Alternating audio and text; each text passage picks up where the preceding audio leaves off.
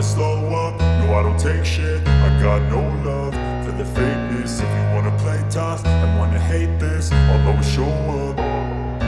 I don't ever slow up, no I don't. Jméno je Novotný Petr a jsem vlastový stylista, kadeřník.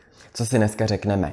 V jednoduchosti, jak nám roste vlas. Hodně lidí má strach, že jim vlasy vypadávají, neví, kolik jich je v těch dírkách, jaké množství je na hlavě, tak si to řekneme v rychlosti. Samotný vlas má 3 růstové fáze.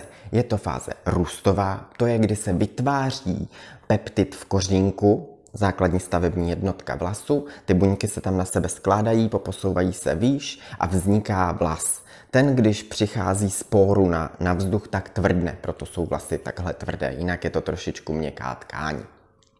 Potom je to přechodová nebo přechodná část. To je taková část, kdy ten kořínek ještě je vevnitř, ale on se odtrhne od papily, od té výživy, ale ještě tam jen tak čeká. A potom je takzvaně klidová fáze, ta může trvat až 3 měsíce. To ten vlas tam jen tak čeká, dokud ho nevytlačí nový vlas, anebo dokud si ho nevyčešeme sami, buď ručníkem nebo nějakou špatnou manipulací při kartáči a tak dál. Nezapomeňte, že v každé té dírce na vlas je založeno pouze na 7 až 10 vlasů, takže pokud si trháte vlasy, je to špatně. Máte tam o ten vlas vždycky míň, protože si ho už vytrhnete. Plus minus nám ten jeden vlas může vydržet právě 2 až 3 roky, to je podle genetiky daný, jak máme dlouhé vlasy. Pokud máte pocit, že vám hodně vypadávají vlasy, tak se to může stávat v rozmezí jara až před zimou.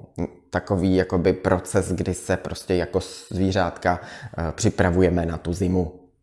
A nemusíte mít stres a přepočítávat to, protože denně nám může vypadnout 80 až 100 vlasů, ale je to ze 100 000.